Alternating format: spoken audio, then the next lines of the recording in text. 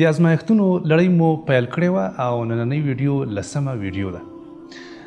په تیره ویډیو کې ما تاسو ته وویل چې د ازمایښتونو یوه فایده دا ده چې په دې سره د انسان ګناهونه معاف کیږي.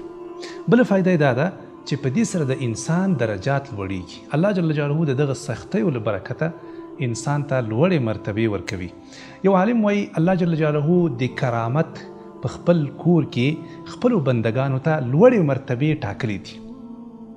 خو دغه انسانان د دوی د عبادت او د دوی عملونه هغه ځای ته نشي رسولی. یعنې د دوی د عبادت، د دوی د نیتونه، د دوی د اعمال ډیر کم دي، خو هلته الله جل جلاله ډېرې لوړې مرتبې دوی ته په جنت کې ټاکلي دي. بالاخره د حل لار څه شی ده؟ الله جل جلاله هغه اسباب په دې انسان باندې راولي چې د دغه اسبابو له برکته دی دا سختیانې برداشت کړي، تکلیفونه وویني په دې دنیا کې. نو د دغه سختیو له برکته بیا الله جل جلاله هغه لوړ مقام ته دی رسوي.